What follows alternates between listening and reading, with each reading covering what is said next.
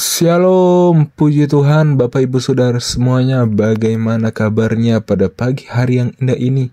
Saya percaya pada pagi hari ini kita kembali bangun menyambut hari yang baru dengan rasa sukacita karena kita melihat kebaikan dan anugerah Tuhan senantiasa menyertai kita bersama. Haleluya.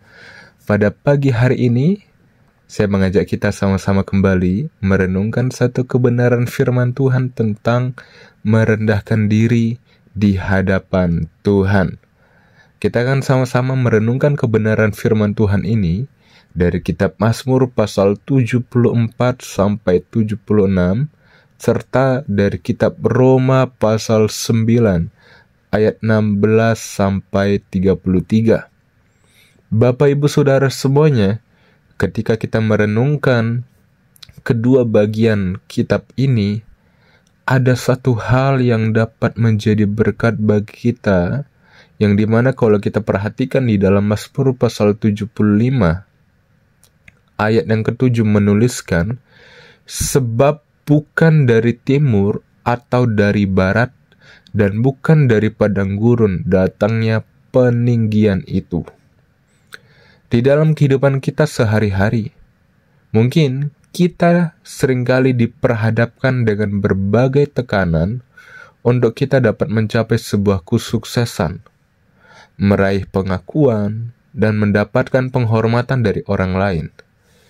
Standar dunia mengajarkan bahwa untuk menjadi berhasil, kita harus bersaing, meninggikan diri, dan menempatkan kepentingan kita di atas orang lain.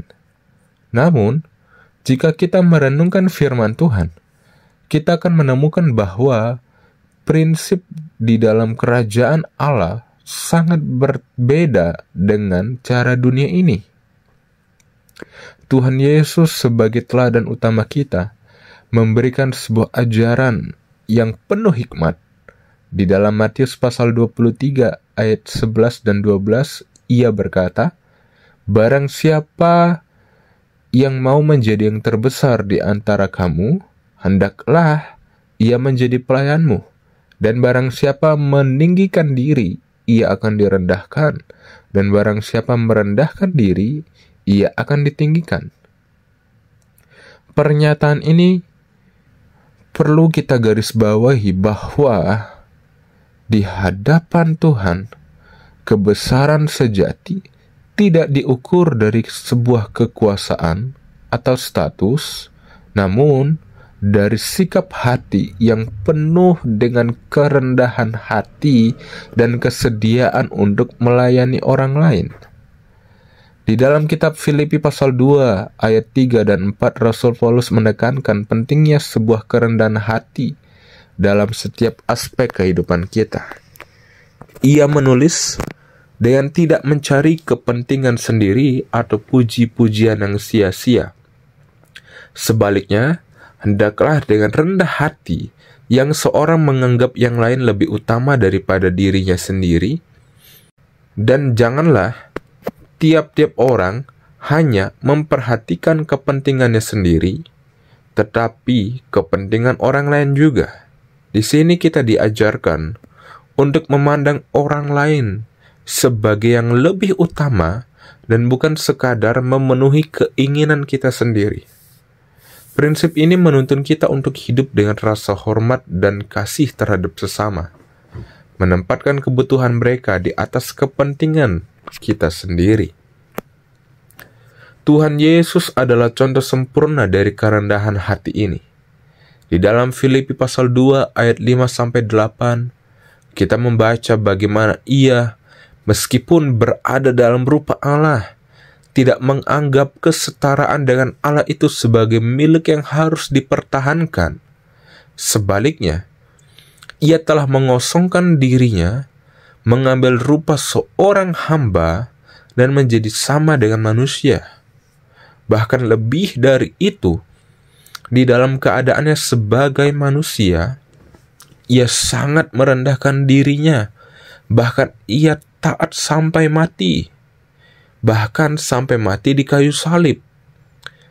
Ini menjadi sebuah teladan yang menunjukkan betapa besar kasih dan pengorbanan Tuhan Yesus untuk kita, dan bagaimana kita dipanggil untuk mengikuti jejaknya dengan sikap hati yang sama.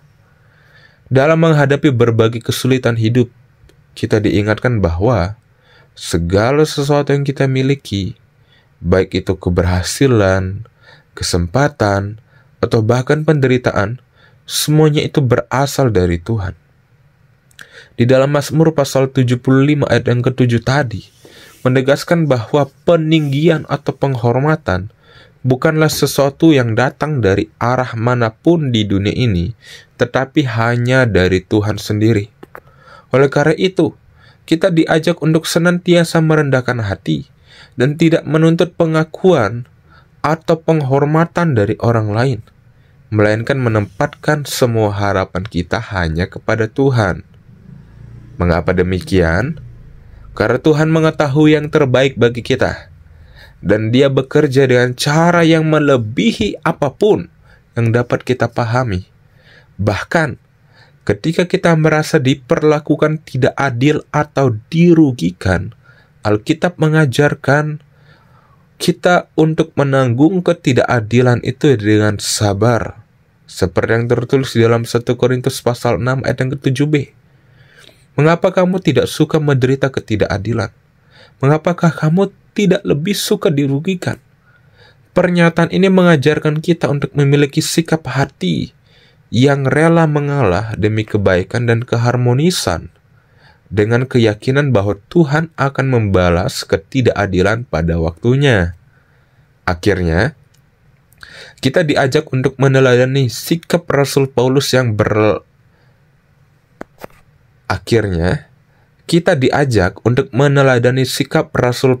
yang senantiasa belajar untuk merasa puas dalam segala keadaan.